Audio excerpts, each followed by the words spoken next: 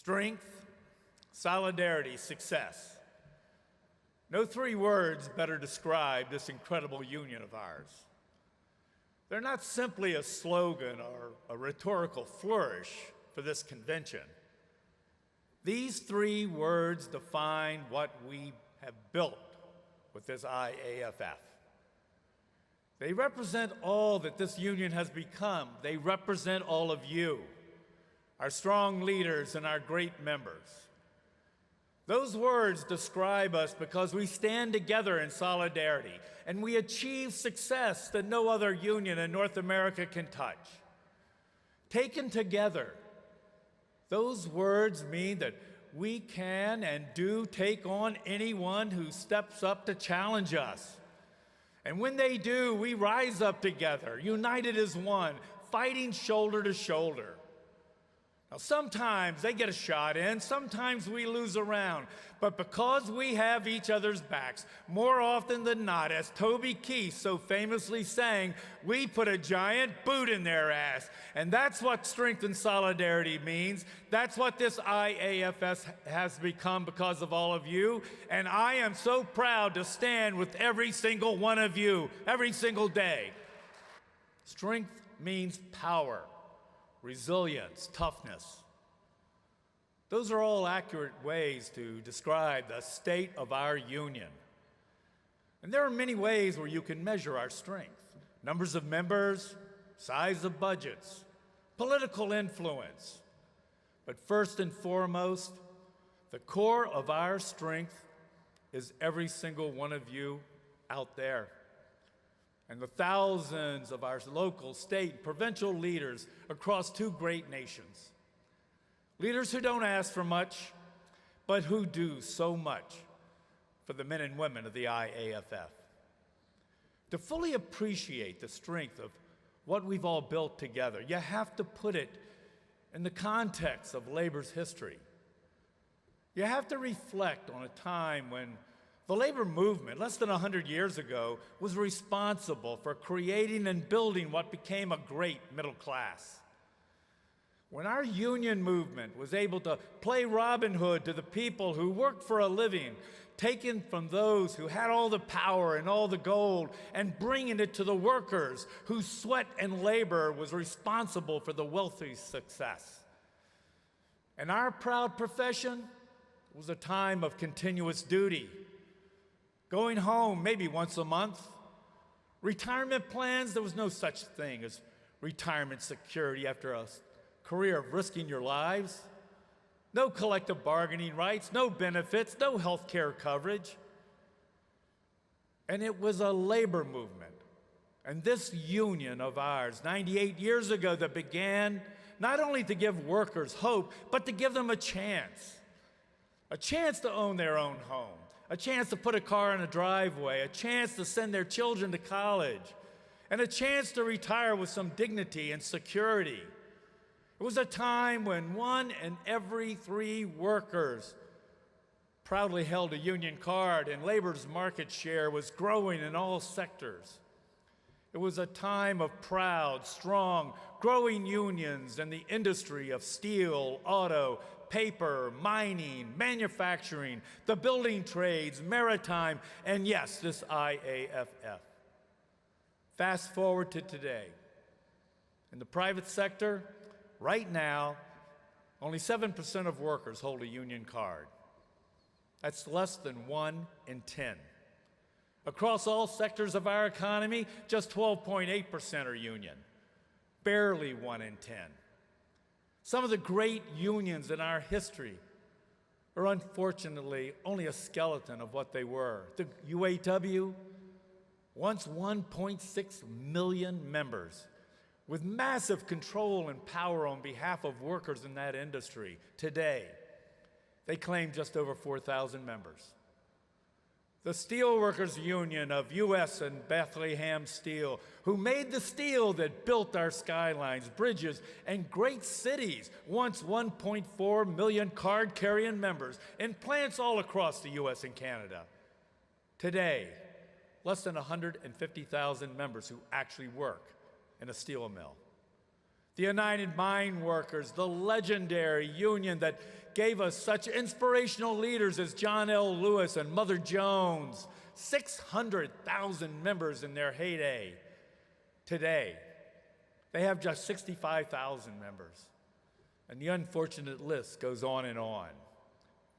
The point is that in this current time when unionization has been under attack and has significantly deteriorated, when unions in so many sectors are losing members in great numbers and the density of union members continues to shrink, this IAFF of yours has continued to find a way to grow. 16 years ago, we were 224,000 strong. Today, because of the work that we've all done together, the programs we have initiated, the service that we provide, the value we add to the lives and livelihoods and safety of our members, we're 302,000 members strong. Now that's real growth. That's real strength. When organized labor overall, and I'm so sad to say, stands less than 13% of that workforce out there, we have built this IAFF to represent over 85% of the professional firefighters, paramedics, and emergency medical professionals in the United States and Canada, all holding an IAFF union card. That's the power of our union. That's how you can measure strength, and it's because of all of you. 16 years ago, this IAFF budget was $21.5 million. Today, it exceeds $66 million annually. That's tripling of our overall budget, while during the same period of time, our members' per capita tax hasn't even doubled. Yes, that's right. Our revenue has tripled, even though the dues our members pay hasn't even doubled. And how do we do that? It starts right here. It starts with all of you on the convention floor. You're the ones that set the policy and the direction of this great union. You determine what resources should be built and brought to build new programs, to create new services, to develop the next set of tools to do our work. Together, we've built our financial strength by being innovative and resourceful. We've developed income streams that enhance our financial power, not by reaching into our members' pockets for every dollar, but by creating structures and enterprises that have built our non-per capita income from $2.4 million in the year 2000 to $19.5 million today. We've used groundbreaking approaches like the creation of the IAFF Financial Corporation to provide additional non-per capita revenue streams. It was just 13 years ago this month, we had an idea to create a for-profit company that you, our members, would own. It would provide sound financial services to our members while taking a bite out of the ass of our adversary, ICMA, who is managing so much of our members' money. And it would provide new resources to build our union even stronger. That idea started with 0 assets and 0 participants.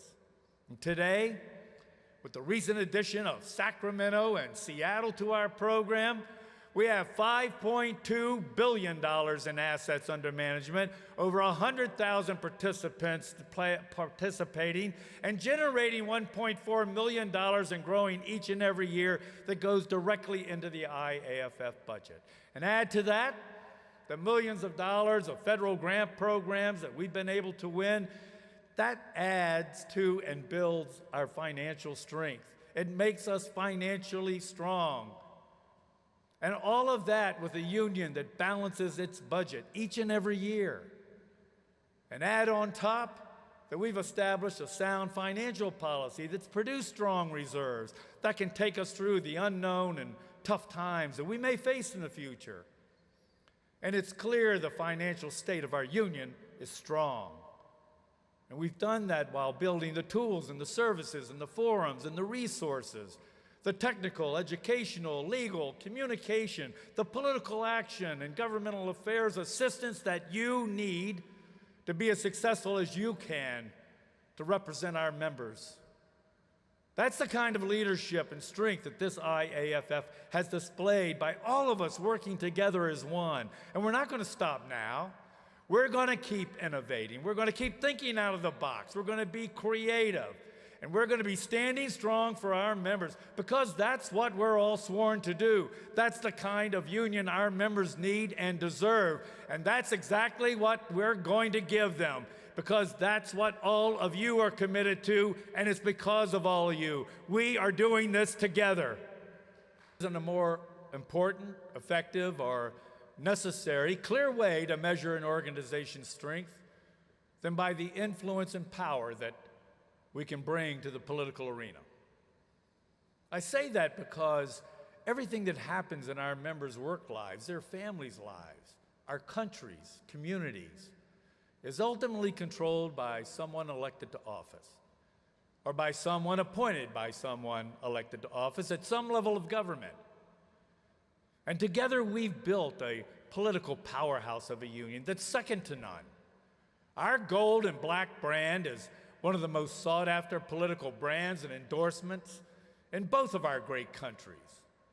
Strength in the political arena with the incredible leadership of our two locals in New York City that positioned us to disprove all of the prognosticators who said a multi-billion-dollar proposal, no matter how well-intentioned it might be, even if it was to help those who responded on and after 9/11, would never make it through a do-nothing gridlock Congress. But standing together strong, with an effective coalition of our friends, we also called on so many of you to weigh in. We used the clout of our unity and our political brand. We called on our Republican allies and demonstrated that bipartisanship really does work.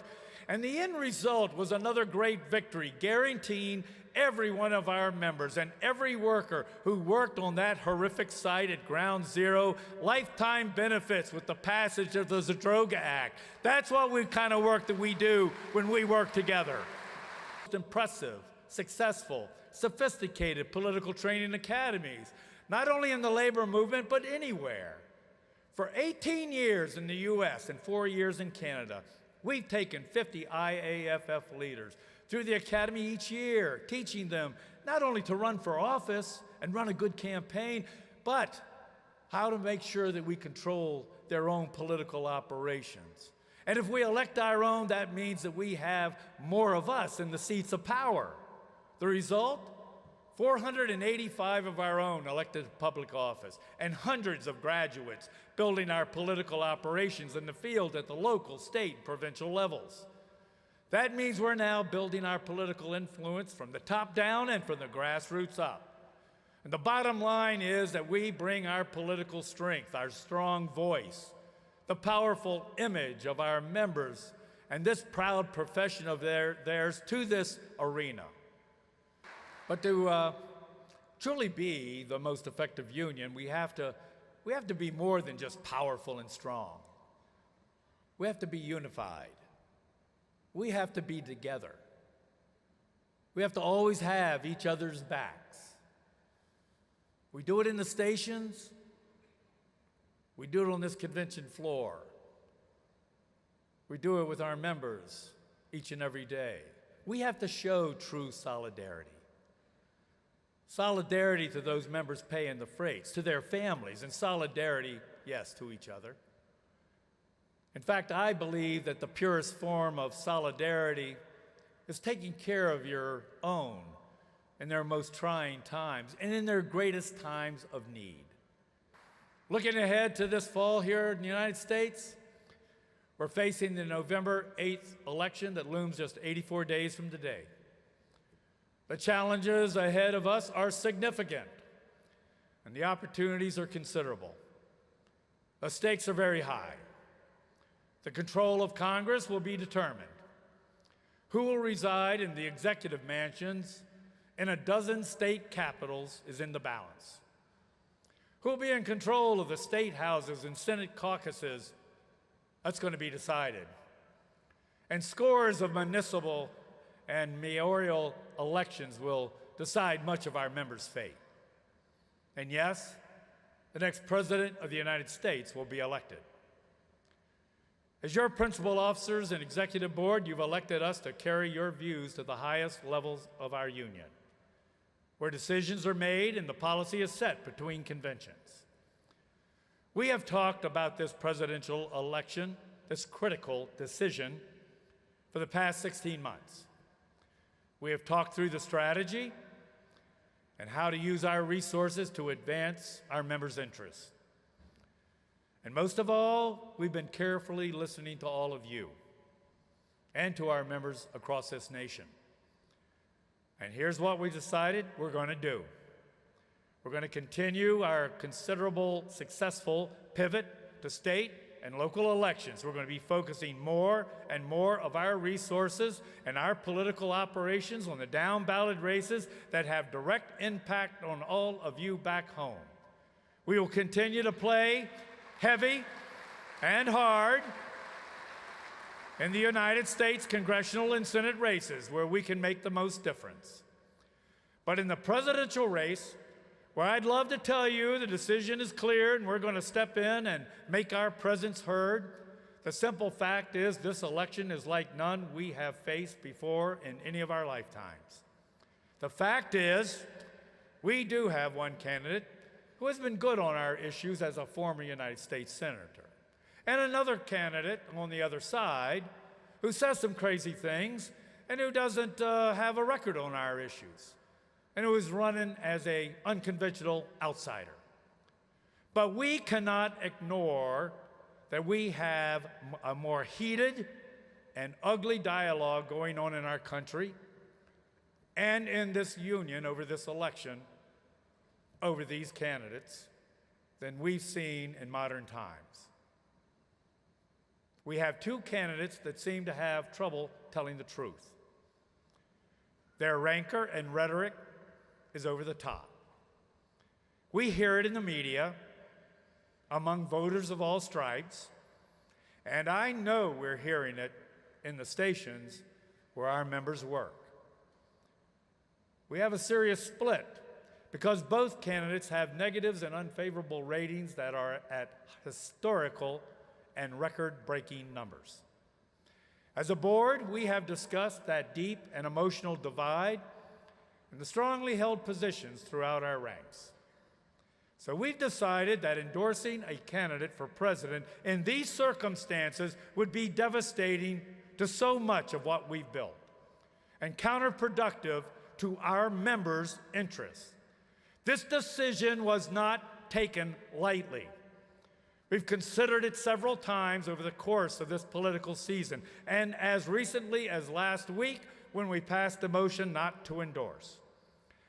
We feel strongly that this is the right decision for this election from talking with all of you, our leadership.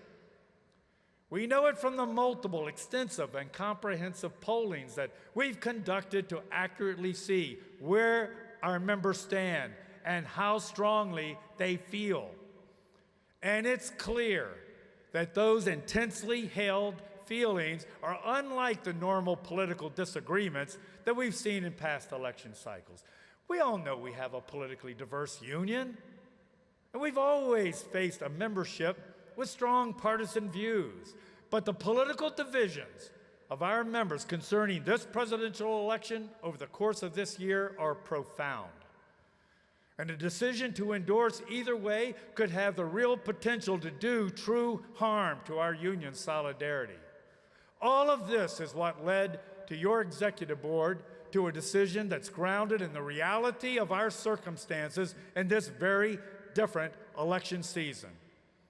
And what we truly believe is this: the solidarity of our members built this union. Solidarity is what makes us strong. Solidarity has enabled us to achieve all of the success that we've seen through the 98 years of our great union.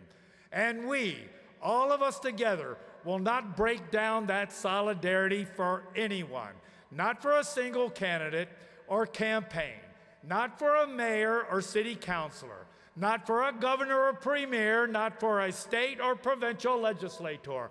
We're not going to break it down for a member of Congress or the U.S. Senate. And we damn sure won't tear our union apart simply to make an endorsement this year for President of the United States. And when this election is over, I guarantee you that we will work with the new administration in the same way that we have every year for the last 46 years. Whether there is a Republican or Democrat in the White House, we have found a way to get things done.